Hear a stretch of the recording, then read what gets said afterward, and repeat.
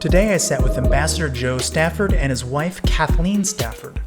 This remarkable duo played pivotal roles in real-life events so significant they were transformed into the riveting narrative of the Academy Award-winning film Argo. The movie narrates the tense unfolding of a CIA operation with the daunting task of rescuing American embassy staff amidst the Iranian Revolution and the subsequent fall of the Shah. Our conversation traverses the intense atmosphere of Iran as the formidable, or notorious, Ayatollah Khomeini ascends to power. We delve into the harrowing specifics of the daring escape, unearthing the intricate maneuvers the CIA employed in collaboration with the various other embassies to facilitate their phased departure from a country teetering on the brink. We also delve into the far-reaching repercussions of the single seismic event, an event that sent shockwaves of destabilization through southwestern Asia and the Arabian Peninsula. With that, please enjoy this notable bit of history with Joe and Kathleen Stafford. Hello and welcome to the RSnake Show. Today I have Joe and Kathleen Stafford. How are you? Very well, thank you. Well, it's the first time we've had two guests in this podcast studio, so hopefully we got all the cameras situated. It's going to work just great, so we won't have to shoot this whole thing all over again. These conversations can get quite lengthy, so hope you got your water all buckled up. So before we get into kind of the meat of what I think we want to talk about here, I want to know a little bit about like how you met. How did you come to be in each other's companionship? We met at the University of Tennessee in Knoxville, Tennessee, in art history class. Mm-hmm. And I recognized straight away that she was an artist and an expert in art history. So that one thing led to another, all sorts of questions, discussions. I benefited from her wisdom on art history, and the rest is history. Was he cheating off of you? The contrary. I see. We met in art history, and then one day we were given our test back, and he said, "Oh, you did really well." I had an 84 or something. He said, "Listen, maybe we can study together." Of course, he had a 95. Mm-hmm. And so then we went to the library and they threw us out because we were laughing. So, that was the beginning. I see. Happily ever after. And how many years has it been now? 1972. So. Wow. Yeah. That sounds right. 51, 52. Yeah, that's right. Well, so what made you decide to go on the career path that you went on? Was this something you'd been thinking about doing, going to the State Department, or how'd you end up there? Well, for a long time, I suppose going back to high school, I had an interest in living and working overseas. And one of my early jobs after graduation from the University of Tennessee was to work for an export-import firm in Italy, and that whetted my appetite further for the overseas life, and then decided that diplomacy would be an interesting career. So as opposed to doing business overseas, that representing the U.S. government would be particularly stimulating. So took the State Department test. In fact, took the State Department test several times. I just want to get it perfect. Right. And good enough to get an offer. And so at the time I was studying for a doctorate in Latin American Studies at the University of Florida, but I was very happy to get the call from the State Department to sign up. Mm-hmm. So that was it, the long-standing interest that I had in living overseas. And Kathleen, fortunately for me, shared that interest and that vision. Well, I had been moving around. My dad was in the Air Force. He was a navigator. And so we'd always moved. So I thought everybody else did until he retired when I was 12 in Crossville, Tennessee, as an air traffic controller there. So then Foreign Service sounded good to me, sounded exciting, and I'd get to see art all over the world. And that was your real passion, so it made sense. And not just the classics, I'm assuming, also modern art in their local region, whatever that looks like. That's right, every place, tribal art, modern art, everything. Mm-hmm. Interesting. And so somehow that brought you to Iran, but not immediately, right? There was one or two stopovers before there? That was the first overseas assignment. I see. They had the basic training that all newly minted foreign service officers go through. a couple months, something like that, followed by language training to study Farsi before proceeding to the post. But that was our How long did that take to learn Farsi? 6 months. Really? That doesn't seem 7 hours a day. That doesn't seem that long. I mean, I'm sure you're fully immersed, so that helps. But that doesn't seem that very long. I think for new officers, there's a limit on the extent of the language training. So it might have been a year, say, because it's considered a hard language. But for new officers, it was thought that 6 months would be enough to get us able to survive, ask basic questions on the visa line, which is where we worked. And they also allowed spouses to take the classes too. That makes sense. And so I did that, and that was, I'm sure glad I did, because then when we finally, we didn't know if, we thought the embassy in Iran was opening up and that other family members were going to be able to come eventually. And then they decided only working spouses could go. So Cora, the other classmate, and Joe's classmate too, was also taking Farsi. We were in the same Farsi class, so then we took the consular course as well. That was also something they had just opened up to spouses, and so we were able to go to Iran. And with the expectation that you would do more than just be a spouse, you would actually help out somehow. Right. We would work on we would interview some of the 40,000 people who were waiting for an interview. Oh wow! So they gave you a job. Yep. Wow. It's called a pit position. Part-time something or other. And I'm sure you pick up the language even faster in that position, right? You're just learning, certain phrases. Yeah, certain phrases like in customs, like customary hellos and goodbyes and that kind of stuff that are maybe a little nuanced. That's kind of interesting. So, you were in your late 20s at this point. Is that about right? I was 29, Kathleen 28. Yeah.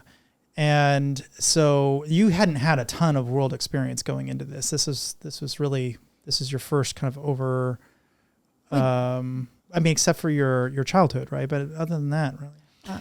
Apart from the time in Rome, we were together in Rome. I was working in Italy. I was working for an export-import company. So we did that for a year and a half. Okay. So at least you had studied. you had some outside the United States experience, because this isn't like Rome. I don't know. It's a very different context. Yeah, right. This feels quite a bit different. So can you give us some context about what Iran was like when, sort of before you got there and as you got there? Like, what was the climate? Like, what was going on in Iran? Like, what was sort of the world like? If I had read Time magazine, what would have it said it was going on at that time? It was a time of real effervescence, churning in Iranian society. The long-standing ruler of Iran, the Shah of Iran, had fled the country early in 1979 following months of mass demonstrations, protests, some of them quite bloody. So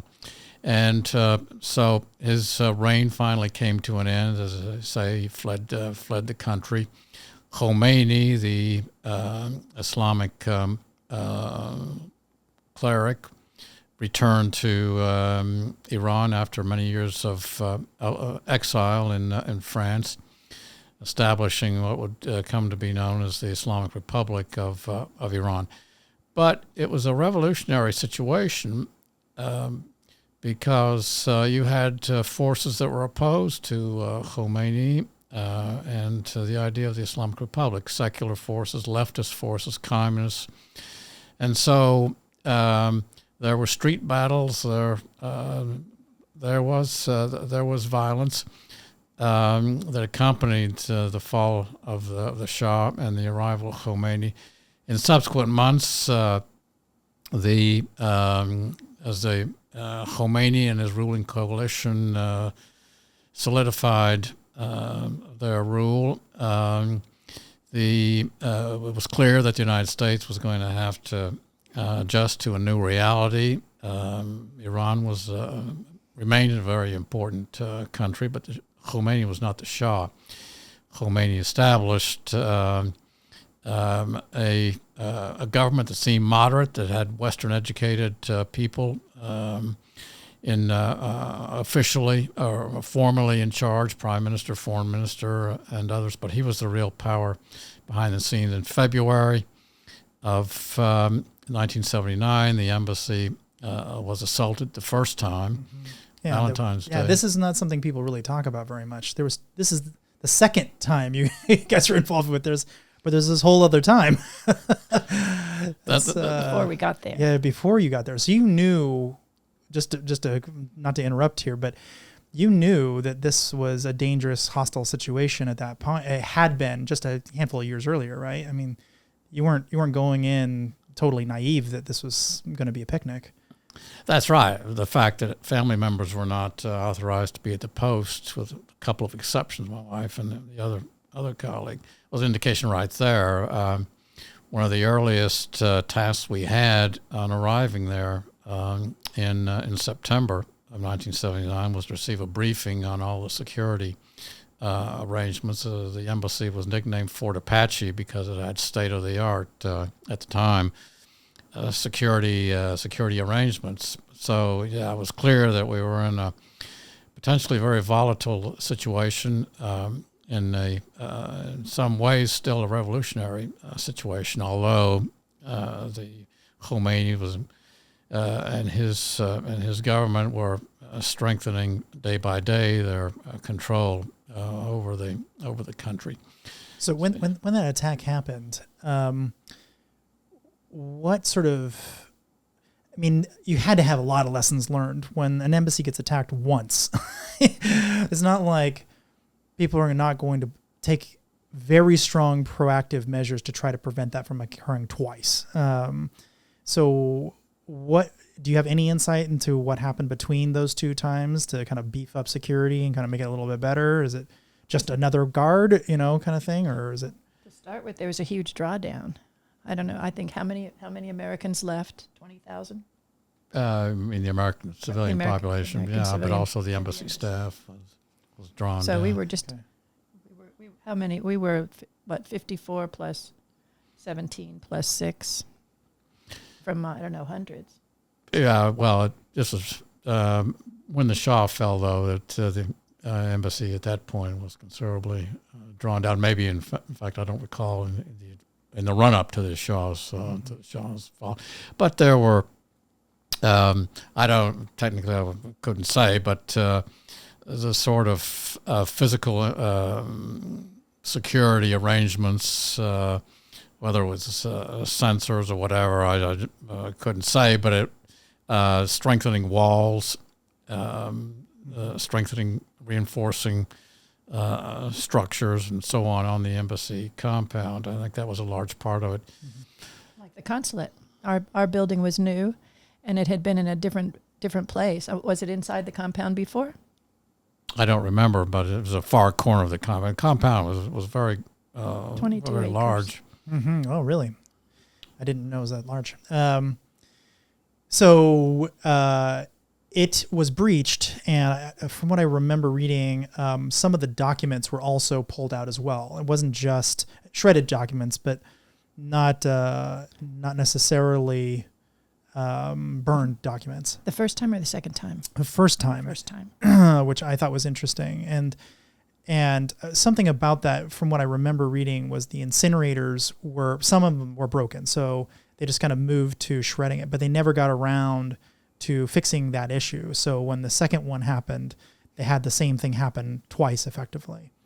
Does that sound right, or am I misremembering what I read? I don't remember hearing about the first time, but I know the second time they were trying to put so much in at once, and that did change all the rules for all the embassies. The amount of records about people and policies and various things were trimmed way down after that at all our embassies. Mm-hmm, that makes sense. But that's right, and even though they had shredded things, people were able to weave them together afterwards because they had so much time on their hands. Mm-hmm. The people they brought into the embassy afterwards. It's pretty impressive. I mean, it's kind of one of those things you do when you're a little kid, cut something up. It's a big crossword puzzle, effectively, or whatever. Puzzle, not crossword puzzle. So So a little bit about the sort of the culture. I mean, we had actually tried to help out the Iranians. I think this is kind of one of the understated things about this conflict and this time frame. We had actually helped them kind of liberate them from Russia as well. We were trying to help them kind of stop the spread of communism. This is right around that era, Cold War era.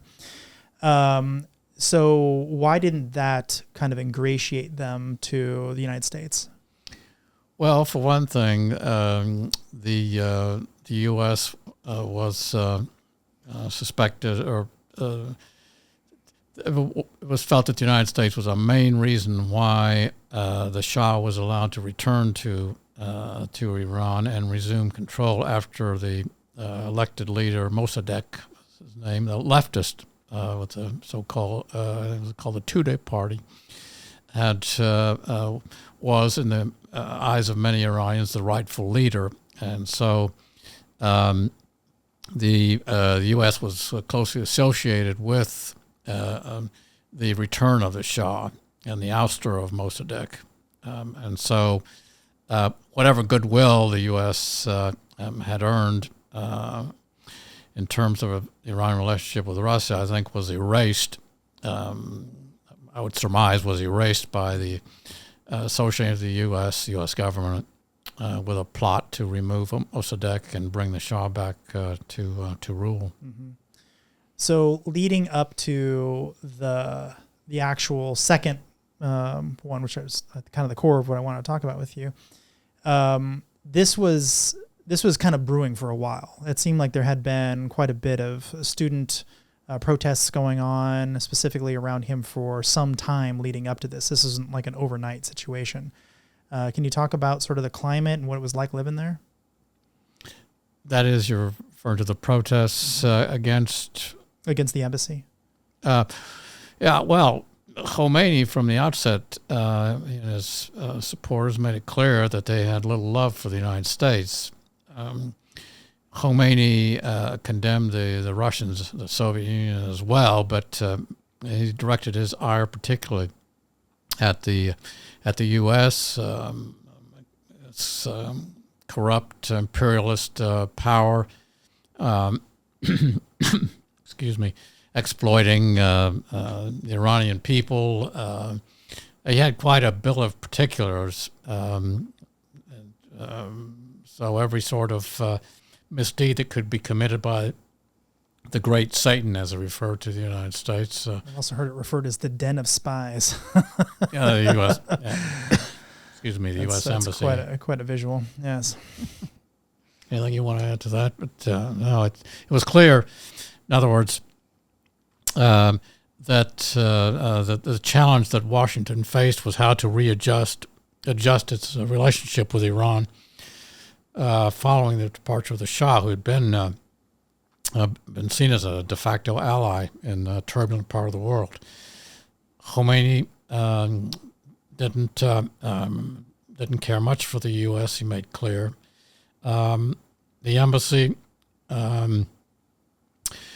did everything possible to maintain a dialogue, to establish a modus vivendi with the new regime, but it was tough going, as exemplified by the February attack. Mm-hmm. And the ongoing, as you mentioned there, the protests against the embassy leading up to the actual takeover. So the first one happened in February, the second one in November. So it was the same year. It wasn't multiple years apart or something. Right. And I think the second one was commemorating the year anniversary of the Shah's killing of some student protesters. That's right. What was the situation around that? How did that end up happening, or what was the story behind that? That was the Day of the Martyrs. Can you talk about that? I don't recall much about it. Yeah. Remember there was an important event. Right. And I know the students there were a number of students killed, and so in what context, do you know? It's been too long. Yeah, but it seemed like that was the moment that they decided, okay, we're going to have a march based on the anniversary of this event. That's right. That was because they always celebrate death of martyrs, people who are killed in the line of duty or for their cause. So in most places we've been in the Muslim world, I think people will remember the certain anniversaries, and so this was a huge demonstration. I think it started downtown. It was not that far.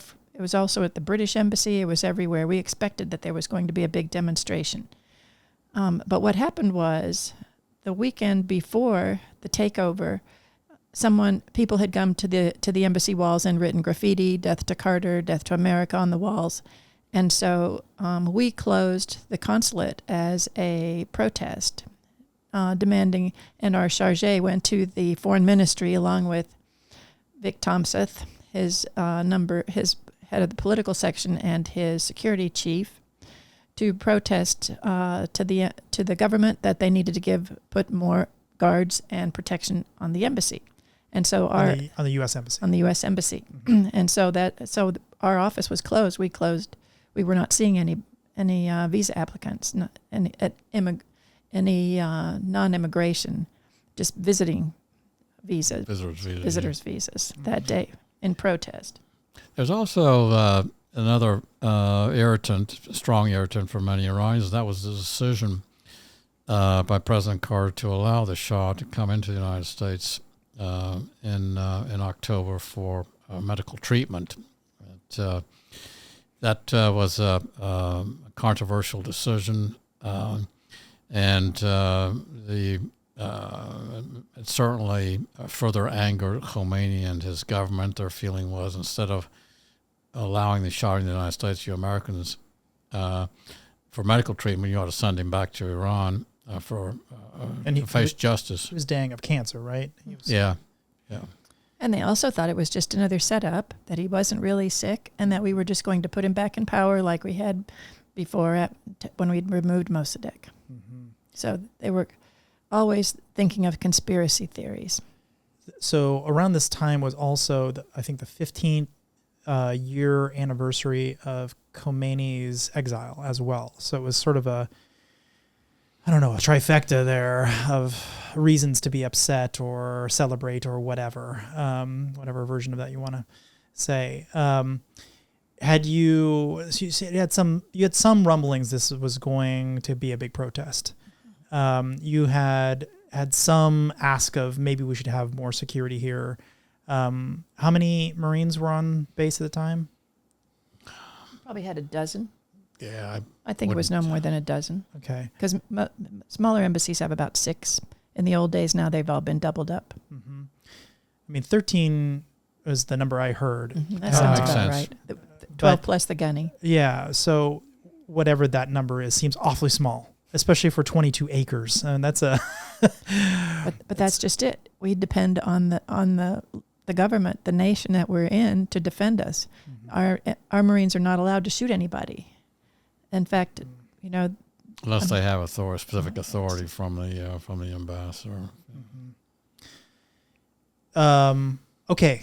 Well, I've got all kinds of questions about that, but let's say we talk about that in a minute. What happened on that day? So you both went to work as if it's kind of a normal day, except for this thing was happening, right? Like, kind of walk me through your day. How did that unfold? I was waiting at home because I was waiting for the housekeeper the first day. We had just moved into our apartment the weekend before, and I was waiting for the housekeeper to come, and she never came. She worked for one of the other embassy officers, and she had been a charwoman at the embassy. She had been one of the ladies to clean up. And so she never came. And so then I walked on over to the embassy and found out that it was closed because of our protest for getting more security. So I said, Joe, this is a great time for me to take my passport over to the Chancery and get my diplomatic card. I turn in my passport and get a diplomatic card. So I did that. And so when I went over there, those ladies said, what are you doing here today? Why did you come to work? It's the Day of the Martyrs. And I said, oh, I didn't know it was the Day of the Martyrs. So then I went back and told Joe that he should go over to the Chancery and take his passport too and get his diplomatic card because those ladies were in a not very good mood, our local embassy employees. And luckily he didn't pay any attention and he didn't go over there or he would have been there the time the embassy was taken over. So what was the point of the card? What was the diplomat card? Diplomatic card. When you go any place, you have to present it, usually hotels. Mm-hmm. It's your identification from that nation that you're one of the diplomat in the diplomatic corps. Okay. By the way, the term chancery refers to the main embassy building. That's where the ambassador and many of the other sections, political section, economic section, and so forth, will have their offices, as opposed to, in the case of this embassy, the consulate was, let's say, call it an annex building in a far corner of the embassy compound. Mm-hmm. So the chancery was the main building. And so they were not in a good mood because they were expecting trouble that day? Is that right. The reason? That's right. Interesting. And they were trying to like shoo you away. Like, what are you doing here? Go home, sort of thing. And so why didn't you? Why didn't you go home? I had a job. I was supposed to be doing my job. So, we really did think we were in Fort Apache, that our building had cost $2 million, which was a whole lot of money back in 1979. And we thought it was impenetrable. And we figured that when called, as most nations do, that the local government would send the police and take any invaders away. Yep. Yeah. I mean, that's tricky when you're in a situation where you're in the middle of a coup, right? Or I don't know if you'd really even call it that. A transition. Transition is a good word, yeah. Massive transition, right? Massive, yeah. Okay, so then the protesters start showing up that day. How did that start unfolding? They got in through the main gate to the embassy compound, and some of them made a beeline for the chancery. Others walked across the compound to where we were in the consulate. We'd battened down the hatches so that pretty new, strong steel door there to prevent them from getting in. They got into the chancery by threatening to. They took the chief security officer. He happened to be outside the chancery, and they got him, marched him up to the front of the embassy and said, "You open up the door, we're going to do something bad to him." They came up to the chancery and did that. So that's why the door was opened. Our door was never breached to the consulate. The consulate door was never breached by the protesters.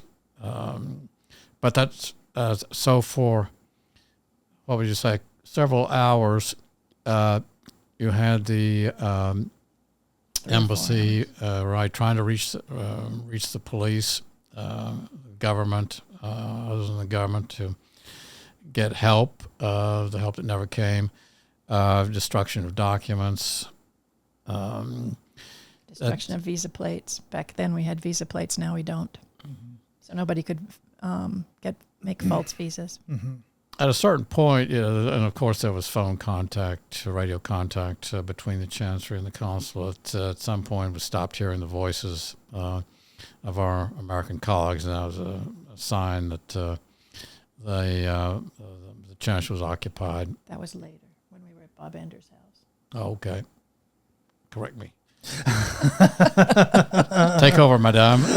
Okay. Your memory is much better than mine. So you're able to defend your little area, but the chancery's done. They're overridden. But before we get to that piece of drama, let's go back to the Marines for a second. So their mandate is to not shoot people. I feel like I've met a lot of Marines. That'd be a pretty tough, tall order. That requires, it's a strong sense of discipline. It's only in very exceptional circumstances, is my sense. I mean, I feel like thousands of people storming the gates is pretty exceptional. So what Yeah, but if you're facing a huge crowd, you don't have enough Marines really to be able to hold off such a large crowd. That's why Kathleen mentioned it's so important to have the local guard force plus the local governments, the host governments' security and police forces to prevent any sort of breach of an embassy premise by protesters and others. So, and I guess they had beefed up the local guard force, right? There was that fellow. That was their one fellow, and he was kind of shady, but he was supposed to be a responsible, a good local guard leader. And I don't know what they did that day. I don't know if they decided they were outnumbered or what, but I don't think they stood in anybody's way. Yeah, clearly not. Or if they did, it was meaningless. Right. And there were hundreds that got onto the compound, hundreds of people, and they had sticks and stones and things like that. We didn't see any guns ourselves from where we were, right, Joe? That's right. So they scaled the walls, and at some point, I suppose they would have broken whatever locks, whatever, and open the gates. So from our perspective, our vantage point there in the consulate on the second floor, we could see them. What was going through your mind? That's hundreds of people going through the front gate and scaling the walls. What was going through your mind? I think what was going through our mind is this is going to be a repeat of February, and so they will come out. They will stick around and shout, make noise for a few hours, and then they'll leave, or they'll be forced to leave, and the government will intervene or whatever. Interesting. So you weren't even very worried? Oh. Not really. We were trying to tell our local staff they were worried. They took off their ID cards and threw them behind the file cabinets. They were very worried about their connection. And it turns out pretty much rightfully so. So why did they feel that way, and why did you feel differently? I mean, did they know something you didn't, or is that just a hunch they happened to get right on that case, or? Who knows for sure? It could have been a combination of both. And they probably had a better finger on the pulse. They probably had more sensibility about how things were going in general in the country that we probably didn't realize. Mm-hmm. Well, that's still interesting. So you were feeling kind of upbeat in some way, like this will be over in a couple hours. This is annoying now. We have to destroy things today, but tomorrow we'll just rebuild. No big deal. Well, Cora and I knew that they would send us home. That was our worry. Now, I'd only been there 2 months. That's true. I haven't even gotten to see the art yet. But we had. We'd been to Isfahan, and we had just been away that weekend, and our car broke down. To a certain extent, we weren't sure. We wouldn't have made it back in time for the takeover. But that was what we were thinking. That we thought, that's it. They're sending us home. Mm-hmm. And so, when that would happen, are we expecting helicopters to fly in, or you were just going to drive to the airport, or what was the exit plan that you had? This was just. I figured the State Department the police would come. They would take away the demonstrators. And then the State Department would decide it was not safe for family members. So she and I would have to leave, and everybody else could keep working. I see. Okay, so Joe would stay, but you would have to leave. That's right. I see. Okay. Yeah, that would be awful. Long-distance relationship overnight. That would not be fun. Okay, so now the people are in the yard. The inmates have taken over the asylum kind of thing, and you have to leave, or you want to leave, I'm assuming, after a certain point. So how did that end up going out? Well, someone had thrown something through the men's restroom window, and so the Marine had grabbed, I think, smoke canisters and gone up there and tossed one out, and then wired the ladies' room and men's room doors together so nobody could get in that way because there was the bathroom window wasn't reinforced. So then one of our colleagues went downstairs. I think it was Richard Queen, right? Went down and looked out the door and saw that there's nobody in the alley. The door that the applicants would come through, that was off of the compound, so they wouldn't have to go through the compound. So it was that alley was empty, and the only person out there was the usual Revolutionary Guard, who was not part of the demonstration. Mm-hmm. And so we and let's call them clients that day, people, both American citizens and Iranians that had come to the consulate for business, organized ourselves to exit this consulate door that led directly onto the side street, onto the alley that Kathleen mentioned, in groups of 4 or 5, something like that. So that's how we left the consulate. Some members of the group, some of our colleagues, turned the wrong way and were picked up by they were spotted by the militants, picked up and brought onto the embassy compound with the others, by now hostages. We were fortunate; we were not spotted. Mm-hmm. Made our way to a colleague's house as our first stop. Mm-hmm. And so, was that colleague aware that you were coming, or did you just show up in his door and start knocking? Or he was with us. Oh, he was with you. He was with Bob Anders. Okay. For some reason I thought that was Martin Williams at that point. Am I misremembering? No. Martin. No, I must be getting this wrong. Okay, so Bob Anders, he was with you and you went to his house. Was he an American? Yes, he was. He was the head of the visa section. He was a consular officer like us. Okay. Or senior. Yeah, but he was in charge of the visa process. Okay. And so he was like, come on in, stay here for a while. But that can't have been particularly safe because they had records of where everyone lived and worked somewhere on base, I would assume, right? That's right. And so he said, I'm going home. And we said, we're coming with you, Bob. So we separated a little bit more because we had to go past a checkpoint with some of the Revolutionary Guards. So we were in twos. And we made it to his apartment. And then that's when we were listening on to the radio, and that's when we heard finally only Farsi speakers. So we knew that they'd captured everyone and had the radios, and that nobody was left. Because we could hear the people in the vault talking, and that would have been the last most secure area where they would have been shredding everything and burning papers and things like that. And so once they quit talking on our walkie-talkies, we knew that everybody was captured. And what went through your mind at this point? It's not another Sunday walk in the park where you get to return to work tomorrow. Well, I think it was a case of eternal optimism, unfounded in retrospect, but feeling is okay. We'll see how long this lasts, but it's going to be over quickly. The government will decide that it has to intervene, clear the embassy, and things. The embassy will be back to operation maybe by tomorrow. Wow, you still had hope. That's amazing. Yeah. So then we were calling other places. There was the Iran American Society, and they were not on the compound area. They were in a different part of town. And so we called them, and they were working. They were there. They're Kate Coben, her colleague. The public affairs branch, arm of the office of the embassy. And she had a line open to Washington. And so they spoke for hours. And then we tried to call other people, other apartments, to see if there were people who had not been on the compound. And we talked to a number of people.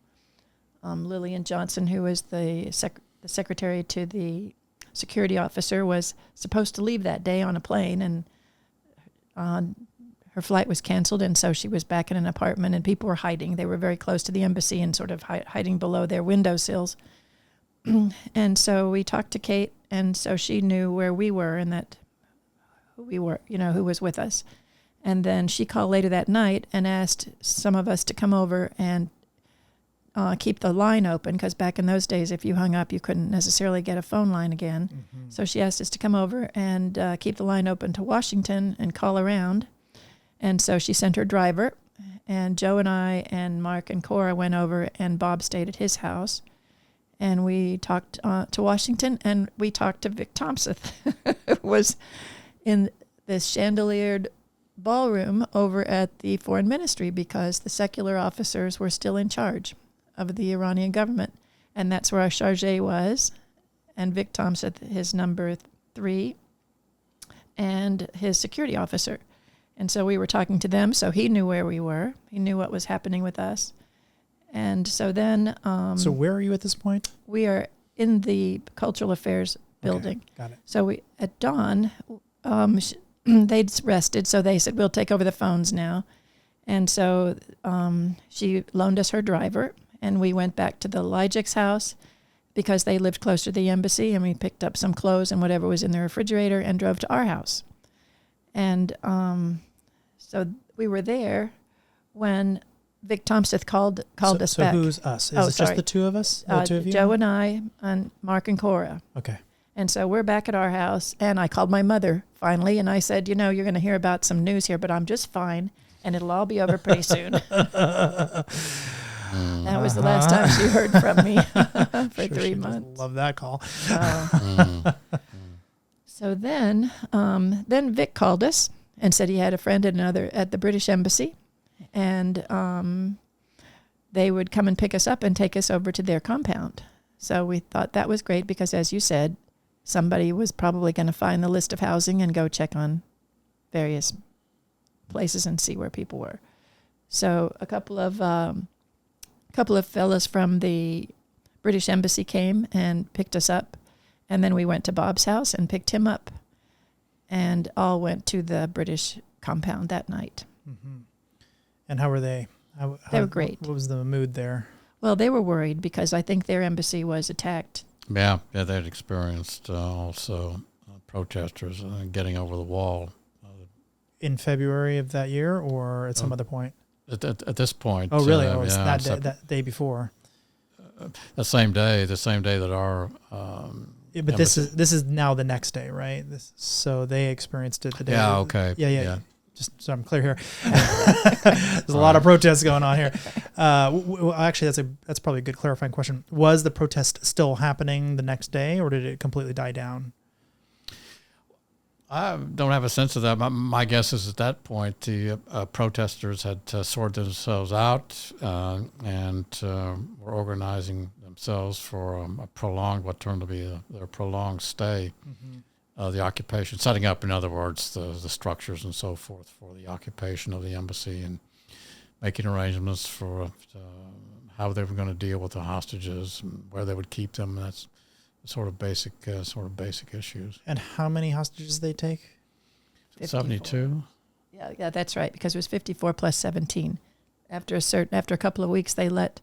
What was the 17? Was that? That was women and some of the African Americans, because they said they were subjugated in America, and so they could be freed and sent home. Right. I remember reading about this. So for the audience who maybe not have caught that, different people released at different times. So when you say 54 plus 17 were released earlier. That's right. But how much earlier do you remember? After 2 weeks. Okay, so it was pretty quick. They were turned around pretty quick. Was there any sense of how they were treated while they were in captivity? They were tied to chairs. Some of them were. I don't think we can say. Yeah, you would know more than I do about the treatment. I hadn't maybe read more than I have. I think different hostages had different experiences. Obviously, it was a horrible experience for all of them. So there may have been different levels of abuse directed at hostages, depending on what their jobs were in the embassy and so on. Well, if you go in thinking everyone's a spy, that's going to be you're going to have a different sort of reaction than if they're just stamping Visa cards. That's a wholly different thing. But I don't think it made it. I think they. Depending on your point of view, it's if you think everyone's a Visa stamper, well, why would I hurt this person? But if you think they're a spy, it's kind of the dehumanization stuff that you see a lot in authoritarian regimes. Like, they're not human anymore; they're something else. Right. So you left your house to where? So we spent the night in a house at the British Embassy, and then we were talking to Vic, and Vic said, I have a Thai cook who works for me, and he works for 2 other Americans, and he's got the keys to the house. So you'll be able to hide in their homes. So first we went to John Graves' house, who was a hostage. The Thai cook, Sam, had keys to their house. So the Brits, once again, gave us a ride over there, and we spent a day there. And then John's housekeeper was upset because she could see that we were eating the food from the refrigerator. Mm-hmm. And I think she was going to turn us in. So we could either tie her up or go somewhere else. Uh-huh. So we called Vic, and then we switched again. It seems to me like on foot. We went to Kate Cobb's house, but it had no curtains. It was on the street, and that's when we called John Sheardown at the Canadian Embassy and said, we're out of money. This is not ending. We need help. And that's a pretty strong cry for help. I'm assuming he was just like ready to put his own credit card on the line. As a lot of people in those situations, they just recognize that people need help, even if they can't get it diplomatically. But I'm assuming also we're good friends with Canada, so they were more than happy to roll out the red carpet as much as they could. How did that process go? I don't know for sure, but what I would say happened is John Sheardown, who was the head of the consular section, would have checked with his ambassador. I think would have probably in turn have checked with Ottawa, his government, to make sure it was okay. That's probably how that, I would think that's how that worked. Mm-hmm. And so he said, come on over. First of all, did you have some sort of relationship with him before that? Or how did you get in touch with him? Bob Anders, and he had played tennis. Oh, okay. All right. So it's a weak friendship at best. All right. Okay. So what happened? So you went over to the Canadian Embassy at this point? We, the Brits gave us a lift. I loaned some of my scarves, which I travel with, to the fellows with blonde hair, so they wouldn't be so visible in the car. Mm-hmm. And so John Sheardown opened his garage door so the car could drive right in and nobody would see us getting out. And so we went to John Sheardown's house. Mm-hmm. And so that was the Lyjeks, Cora and Mark Lyjek, Joe and I, and Bob Anders. And so we all arrived at the Sheardown's house. And there, the Canadian ambassador was present, and the decision was, how are we going to divide up the group? The ambassador said, I'll take 2 of them. And that was Kathleen and me, because we don't play bridge. I think that was the criteria. The others did. So that's when you just learn to play bridge really quickly, whatever it takes. So that's how it worked out. Kathleen and I were over to the ambassador's residence, and the other 4 were over at the Sheardowns. Uh-huh. At 3, and then later. I say 4. The 4th person to stay with them was the agricultural attaché, Lee Schatz, who joined later. Mm-hmm. And so the movie Argo, which I am sure you've heard something about, is sort of playing out in the background. I mean, not as it was written, but the real story of what actually happened with the movie Argo was happening in the background around this time frame. It was starting to get some kind of traction. For those who have not seen the movie, there was 2, from what I understand, not just one, CIA operatives who were sort of brought into Iran to, under some sort of false identities, etc., get you to have an alternative identity so you could leave the country, and it would make sense. But under Canadian visas as opposed to U.S. visas. Passports. So can you walk me through how that all happened? Like how, from your perspective, what occurred there? Well, we kept thinking that it would still be over at a certain point. And there were, I don't know how many emissaries and people came trying to break the gridlock. But every time something would happen, the responsible people in the Iranian government would lose their position. And so I think at a certain point, from what I understood, the lady who was the foreign affairs minister. The lady who was the foreign... their equivalent of the Secretary of State, the foreign minister. Flora MacDonald. She buttonholed Cyrus Vance in Europe and said, if you don't get your people out of Iran, because you're endangering the Canadians too, we need to do something about this, then we'll send them out on bicycles. Mm-hmm.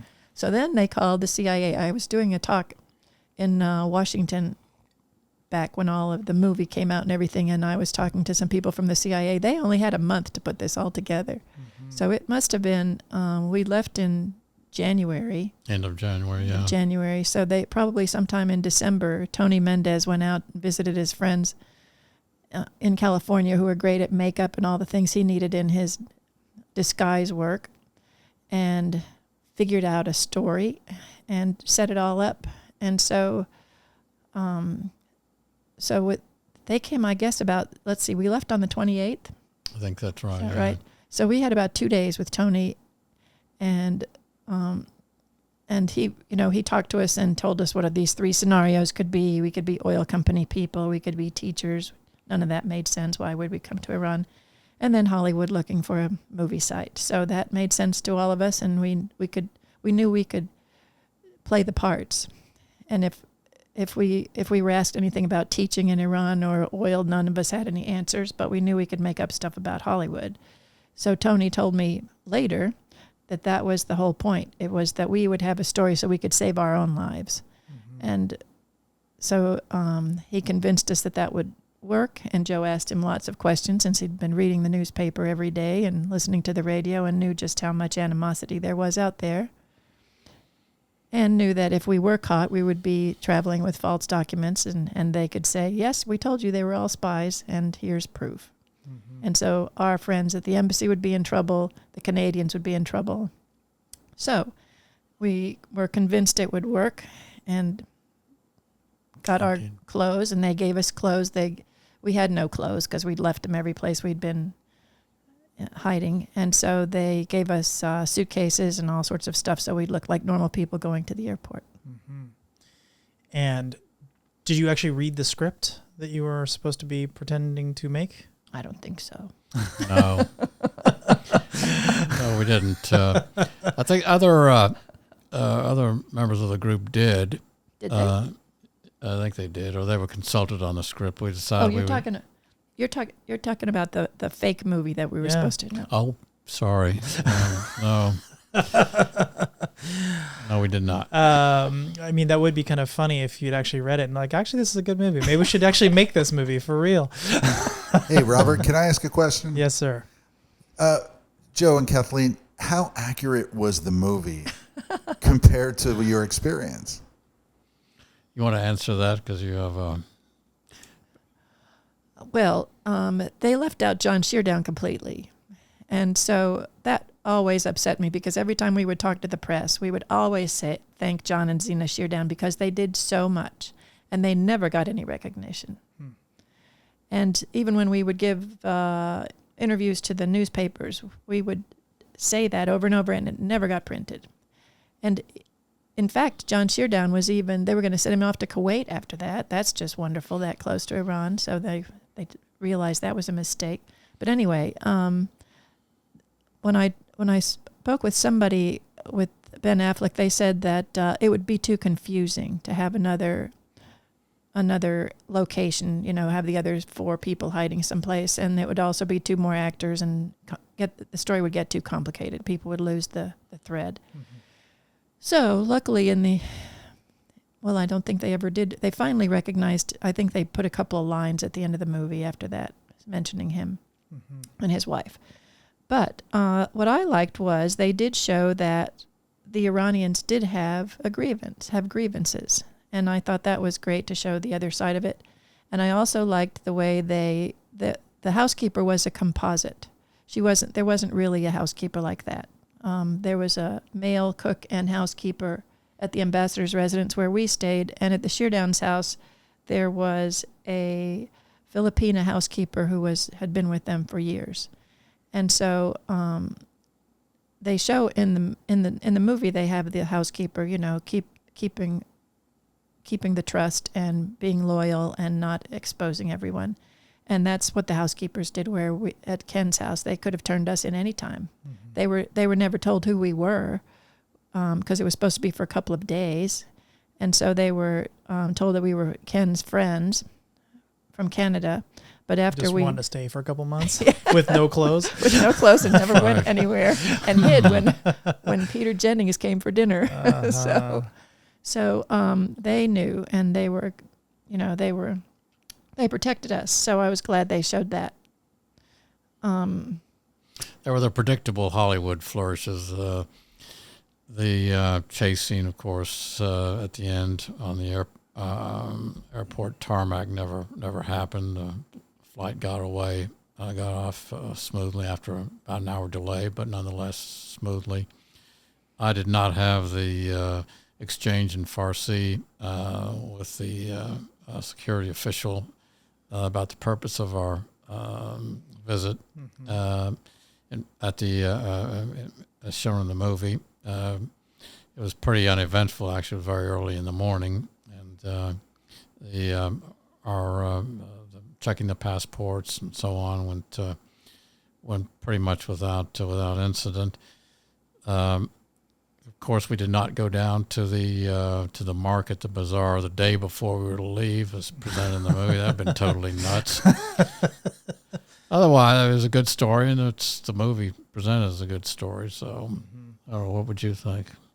Well, and Tony's really quite an amazing person. So that story was really about him. Yeah. And he's brilliant. I mean, he was started as an artist there and was doing forgeries and things. Luckily, because he had to reforge our passports because they had the wrong entry date. They were going by they had changed the year. They'd gone to the Islamic year, and they didn't know that when they were putting our false visas in the passports. So he had to fix that. Wow.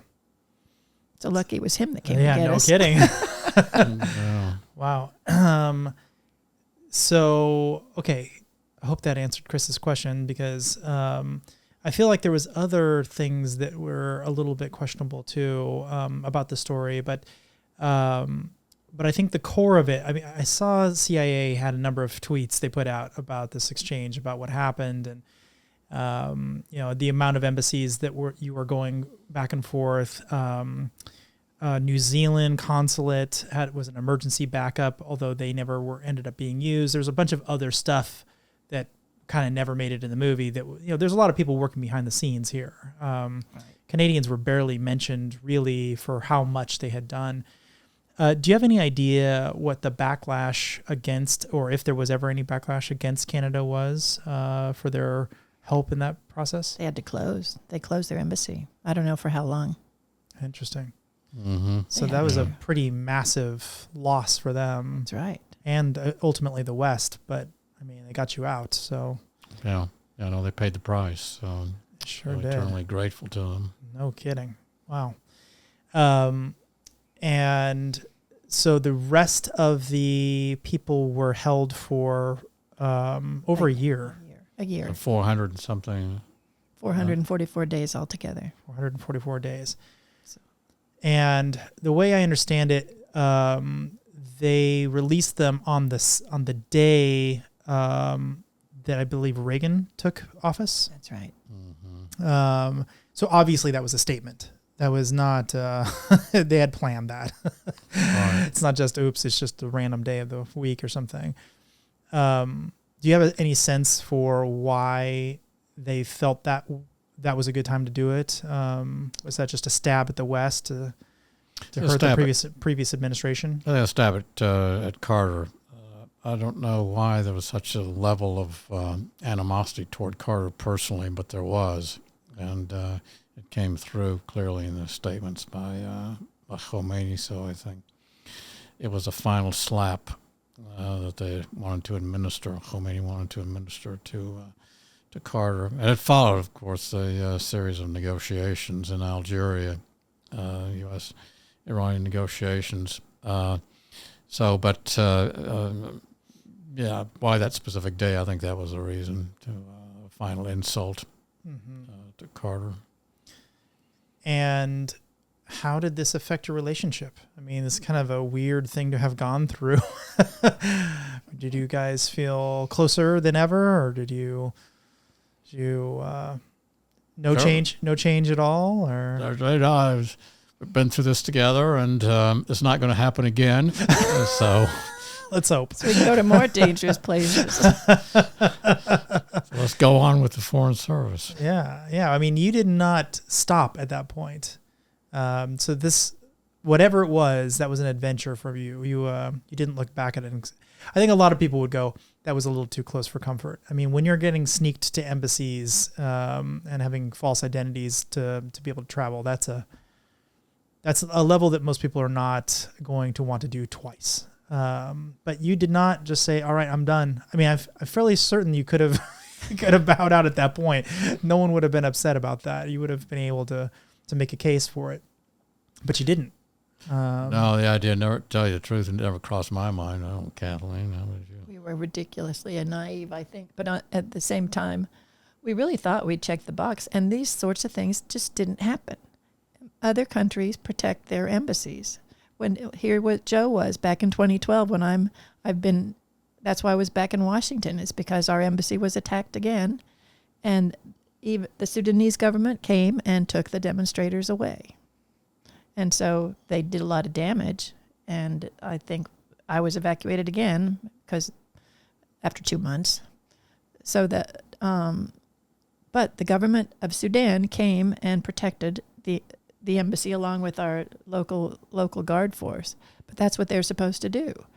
And I don't know, have you ever heard of in other countries of the government not protecting the embassies? It's rare. Yeah, it's very rare. I mean, that's the whole point, right? You're supposed to be protected. That's right. It may be eventually expelled if they're not getting along, but protected up to that point, right? That's right. So we have not reestablished an embassy in Iran that I'm aware of. After all these years. So that's really sad. You know, I don't think you just said the Canadians, you don't think they have either? Oh, they have. Oh, they have. Yeah, okay. Yeah. Everyone loves Canada. Come on. As they should. So did you stay in touch with any of the other hostages or people who were in your situation? Go ahead. We had limited contact with a couple of them. Because we're never in the United States. We've spent the last 40 years basically overseas. I think, Joe, you had what, 2 Washington assignments maybe? Hmm. So every time there was a reunion, we were on the wrong side of the Atlantic. And so, or we were in the middle of a transition or something like that. So we see I've stayed in touch with Cora and Mark regularly. I just saw their daughter for lunch at Shazy the other day. Oh, they're here in Austin. Well, they live in California, but their daughter's here and in New York. Okay. And so they came to visit her, and we all went to an Iranian restaurant. Wonderful food, by the way. Wow, that sounds great. I remember how to say, Heli Khoshmazeh. That means that was delicious. So we stayed in touch with them, and thanks to the movie, there have been various occasions in Washington when we would be asked to speak or get together with with Bob Anders, who's still kicking, 97, I think. Wow. And I saw Tony a couple of times then. And then when they had the premiere of the movie, I was invited to that at the Canadian Embassy in Washington since I was back from Khartoum. Mm-hmm. So do you have any sense of, looking at it post-mortem, I get a sense that Ayatollah Khomeini got a lot of prestige from this, much more than he would have had this not occurred, and maybe even wouldn't have been able to seize control of the country had this not occurred. Do you have any sense of how that all played out?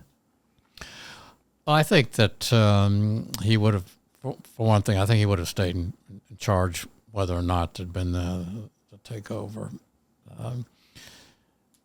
Who knows exactly what advice he was receiving from members of his team, close advisors. They saying, "You've got to stand up to the students." His government tried to stand up to the students, and it fell. mentioned the government headed by thought to be moderate Western, educated in some cases types, but they didn't last long. So his prestige, you can look at it another way, which is that it's sort of presiding over the holding of innocent diplomats as hostages in some countries, some parts of the world, democratic countries, the West, and elsewhere, is not going to be seen in a particularly positive light. So maybe prestige for some hardline Islamic militants, for example. Mm-hmm. But I think overall, it, if anything, on balance, in much of the world, it detracted from his prestige. Mm. I got the impression, I can't remember which article I read on this, but the students weren't sure how Khomeini would react to this. So this wasn't exactly a home run from their perspective. They were very nervous that he might, put them all in jail, because technically it was illegal. The whole point of the government is to protect your allies and your embassies in your country.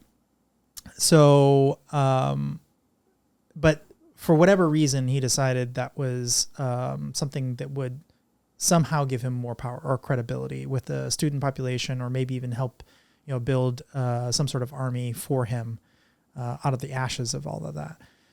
Any sense of what he was going through his mind, or what his staff, or why would he side with them in that context when he could have just as easily said, "Get out of the country"?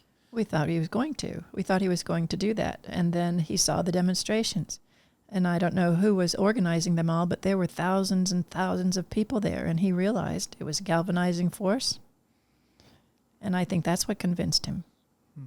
Could have been, I think of them, as you mentioned, there the massive crowds that came out. Day and so it's a night. way of consolidating his power in a situation that was still kind of dicey. He still had some of the leftist opponents, among others, of the regime that he had to deal with.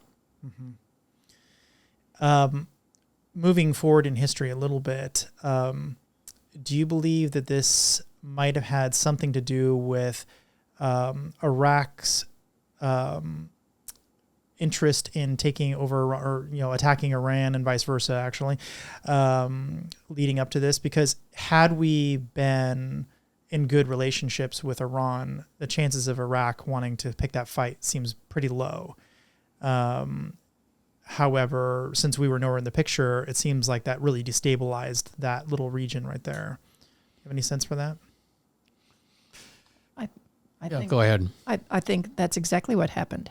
And I think that I sometimes wondered if the hostages would have been freed if they had not had to fight the Iraqis and get their weapons and have their money, their billions returned, much of their money. And I think they had arms. I think there were airplanes or something that were supposed to go there. I can't remember exactly what it was, but they wanted something back.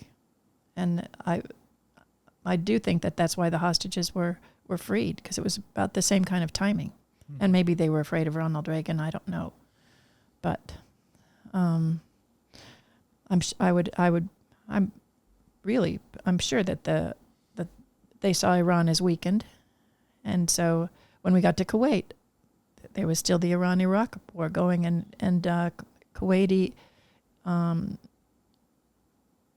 Kuwaitis could not go back to Iran with young boys because they'd all be drafted. Mm-hmm. So it's not exactly what you asked me. No, I know but I still think it's interesting because this kind of ripple kind of just kept going. It wasn't like a lot of these conflicts, there'll be a kind of a burst and then they're kind of over. But this one just kept going and going and going.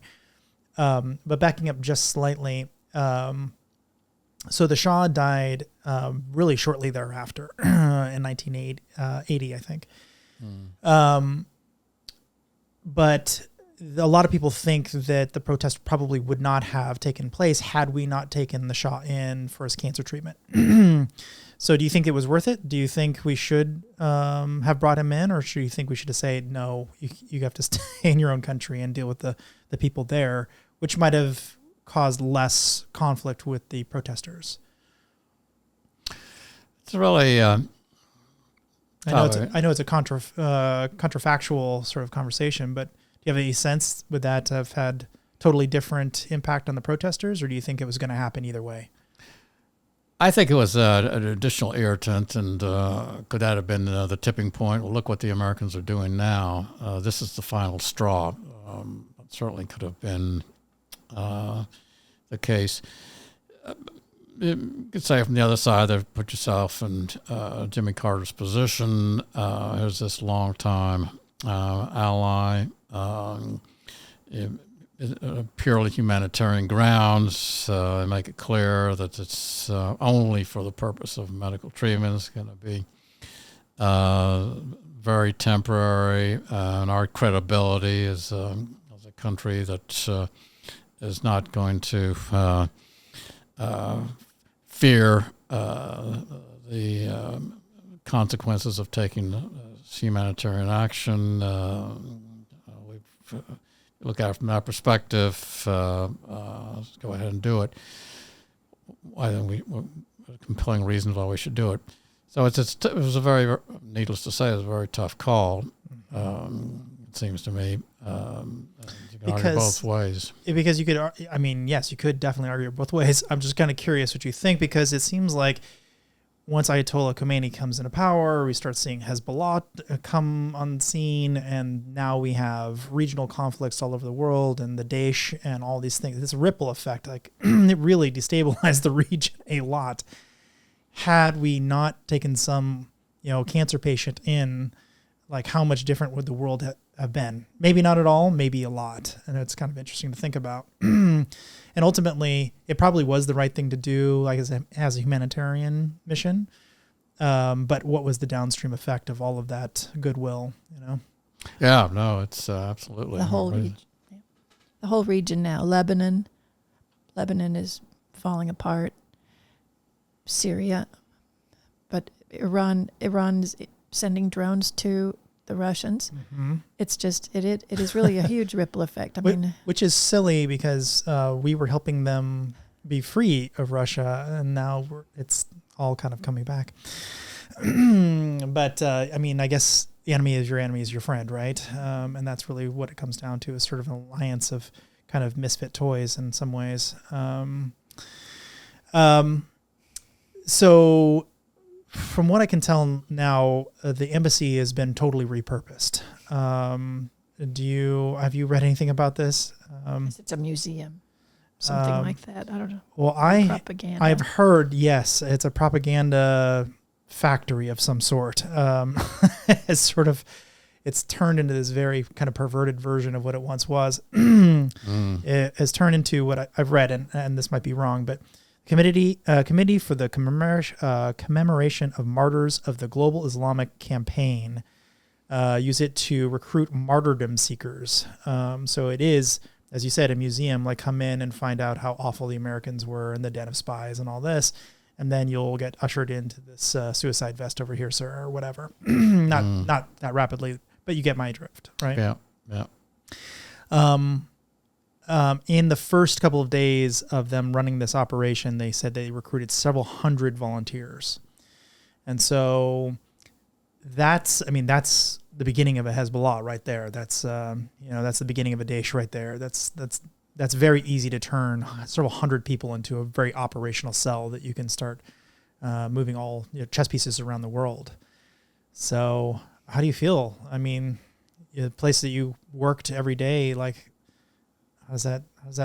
And the Iranian people that we met were cultured and charming and poetic and people you'd like to know. Mm-hmm. And to think that's what they're having to deal with now. Yeah, the sense of grievance, and particularly among youth and parts of the Islamic world. that has resulted in this small minority deforming Islam in order to justify violence against innocent persons, which sort of indicates the depth of alienation. But if in terms of ripple effects, I would fast forward to Iraq, and I would cite our action in Iraq to remove Saddam Hussein as a key factor in creating a power vacuum. Iraq can no longer serve, at present, as an effective counterweight to Iran. Iranian influence, if anything, is growing stronger, and leaving, creating, you could say, ungoverned spaces, but they're actually governed in some cases by the ISIS, Daesh, as you mentioned, Hezbollah, and others, where government structures are weak, where, to begin with, where the appeals to extremist versions of Islam have powerful appeal, seems to me, continue to face this scourge of Islamic extremism, Islamic terrorism. Mm-hmm. So, something else that made the news, all over the news in a very similar way, was Benghazi. When you saw that, did that sort of bring back any memories? Was that sort of like, wow? Thankfully, it didn't go that way, because that was a very different end to an embassy or an outpost or whatever that was, that should have been protected and certainly wasn't.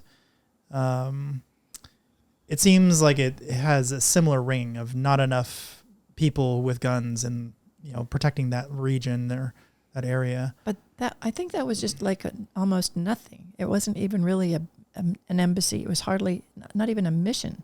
It was just, it was kind of a place people would visit once in a while. It wasn't up and running. Mm. And so I think it's a place where he was, where he was killed. Right. And what I read was, this is just what I've read in the paper, was that the CIA was collecting arms, which had been all over the place when Gaddafi fell. And so they were trying to collect arms, and people knew about them being there in the area. And then Ambassador Stevens went to visit the area in celebration of 9/11, sort of to see some friends and thank them for their help somehow. But it wasn't an embassy. It didn't have the regular sort of protection. Mm. And so, but it did have a relatively similar size of military presence there, though. It's like 8 or 10 people, let's say, not hundreds and not none, but in that a small platoon sort of size. I don't know if they were I don't know if they were protecting him. I know he went with probably his security officer, maybe in some special forces or some special bodyguards, but I don't know. I really don't know. I don't know exactly how many people he had with him, but just goes to show that there are some times when we send people into dangerous places. That was an example of that, and we saw the ripple effect there because a number of our embassies, including the one in Sudan, were attacked. Yeah, in the aftermath of that. Yeah, tell me about that. It seems like you had a pretty harrowing go of that one as well. Well, that was because of the video, though. Our embassy and the German embassy and the British embassy in Sudan were attacked, and some of those people were bussed in order to make the crowd. Mm-hmm. And so luckily our embassy had been moved from the old place where it was downtown to to be bigger and more fortified in a different part of town. That's where Joe was. And so we watched on CNN while the British embassy and the German embassy were burning. And then luckily the police at that point the government realized that they had a mob on their hands. So I think there were a few hundred demonstrators that were bussed over to the American embassy. And then the government stepped in and brought tanks and things like that and stopped the embassy from being breached. But Joe was there inside. And so I think there was about $1 million worth of damage done to this just about brand new embassy. Well, at least it's only damage, right? Mm-hmm. That's right. And luckily our local guard force stayed right in position and defended the building. And so then anyway, the family members and non-essential personnel got evacuated. We were evacuated. I think you guys are just bad luck. They go to embassies and they start falling. Yeah, I sort of think that. Yeah, there was also Cote d'Ivoire. You got another one. Oh, geez. Okay. All right, go ahead. What was that one? I mean, it sounds like this is a recurring thing in your life. Well, at this point, let's see, Cote d'Ivoire. There was a battle. You explain, Joe. You know all these things, all these terms. There was a power struggle, attempted military coup, followed by an election that was in some ways flawed. Then we arrived. Prior to 2001, we arrived post at the embassy there in Cote d'Ivoire in 2001. Tensions continued to simmer among the rival political factions. Then about a year into 2002, there was a failed coup attempt, but the coup plotters and their supporters managed to escape and move to the northern part of the country where they established a bridgehead. And so the country was effectively divided between the south, where the government remained in control, and the north, where the rebels remained in control. That continued for several years. UN mediation, other efforts, disengagement agreements, and so on. So that was, I served there from 2001 to 2004. You were evacuated in 2002. I don't know when you were able to return. For 9 months. There we go. So stability returned after 9 months, and family members could return. I think you're cut off. That's too many times. Do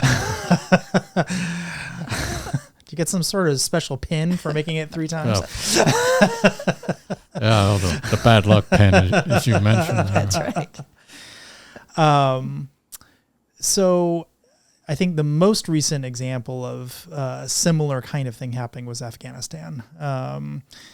And that was, by all accounts, just about the most disastrous withdrawal I think we could have possibly managed to have happen. I mean, it was just very poorly designed.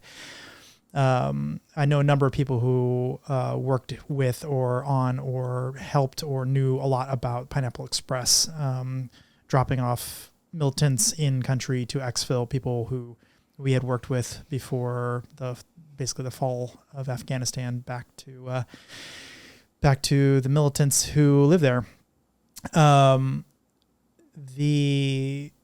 The problem, I think one of the interesting issues with that is it kind of similar to the original Iranian embassy fall, because the documents, although they were different kinds of documents, they were electronic documents, were still widely available. Like, for instance, DNA tests. We had a lot of DNA tests of the people we work with because we need some way to identify who they are. And now this has fallen in the hands of the people in country, and they're able to figure out who is who inside these countries, inside their country, whether they worked with the Americans or not.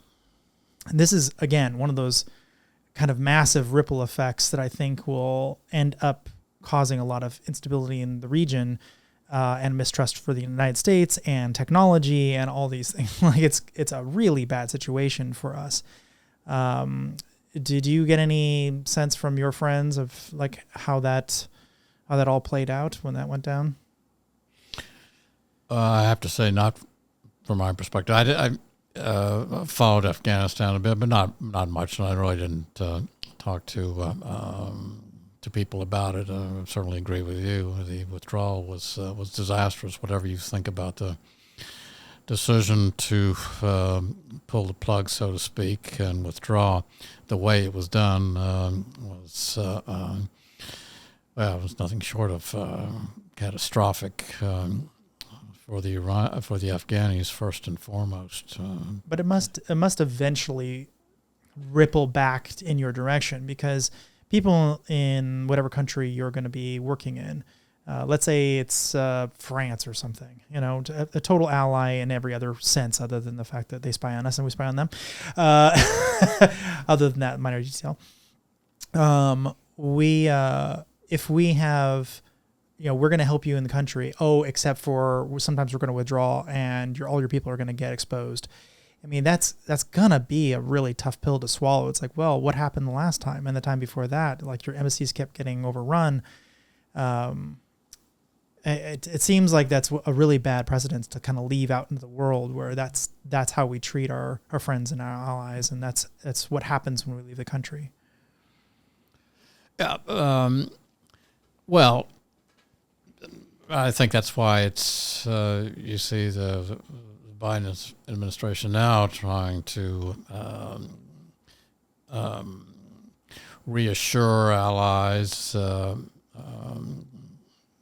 around the world, whether it's staying the course in Ukraine, or whether it's staying the course in East Asia, that whatever happened in Afghanistan, and it was certainly a disaster, we are moving forward to do everything we can to strengthen, restore, whatever word you want to use there, credibility.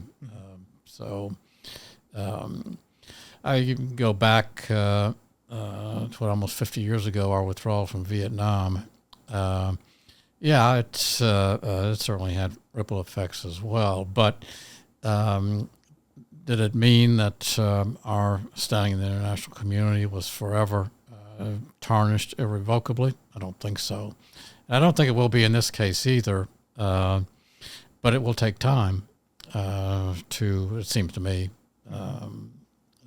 to restore sort of the credibility that was lost by the way that withdrawal was handled. I have rather unconventional beliefs about both Korea and Vietnam. I don't think they were losses. I think the ultimate mission of stifling the expansion of communism was a success. It worked. It may not have been ideal. We probably could have come out with, better cards after it was all the deck had played out. But I think ultimately it worked in our favor. And I think there's a number of these conflicts that don't really on the surface look that elegant. I don't think we came out looking beautiful, but we did it. I mean, we did what the whole mission was. We actually did accomplish it. So it's hard for me to count Vietnam as a loss. Personally, I think we probably did exactly what we needed to do, just, not great on the way out the door. But back to Iran for a second. I want to throw this good nugget out there. Because Argo is such a kind of compelling movie in many ways, it's a well-done movie. Some minor technical issues aside, it has been printed approximately hundreds of thousands of times and spread around inside of Iran. It is now one of the most watched movies inside of Iran. And it might even be possible that this is part of some of the current protests that are going on inside of Iran today. They're starting to sort of see this as going, well, maybe we should go back to these sort of Western ideals, and maybe we shouldn't have to, get beat up if we don't wear the right headscarves, et cetera, et cetera. So does that give you any kind of comfort that maybe this is kind of turning around and somehow getting back to the status quo the way you guys remembered it in the 70s? I did. I was happy to see that people were able. Well, one week I read that women could, if their chador, if their shawl fell off in a restaurant, it used to be that the waiter would rush over and tell them to put it back on. And then apparently that had stopped for a while. But now apparently they are sending the religious police back out again. Mm-hmm. So we'll have to see how that plays out. But I wish that they would have a freedom of movement and everything. I mean, when you look at Iran and Afghanistan and you see what women are having to contend with, you just wonder how they wake up every morning and carry on, but they do. I think it's going to be a lengthy process of change in Iran. Although I haven't followed it closely, my sense is that the protests of past months, led by women, some thought at the time that this marked a real turning point in terms of the liberalizing reforms. But of late, again, I don't follow closely, but I'm not aware that there are any signs that there's any sort of momentum that's been maintained, that you have the reassertion, as Kathleen mentioned, you got the restoring of the morality police. You don't have at least I don't see any sense that there are any cracks in the regime that would indicate that maybe there is a growing movement, significant movement to modify, much less overthrow the regime. So it seems to me it's a long, hard process ahead, and when and how it might bear real fruit remains unknown. Any lessons learned that you would kind of impart for the sort of next foreign officers going into this thing, or the diplomats who are sort of designing these policies, and whether we should be harboring people who fly their meals on Concords from France to have them like the Shah did? I mean, anything you'd sort of wish we had done differently or we should do differently in the future? Wow, that's a good question. I think very, very tough one. I think it's a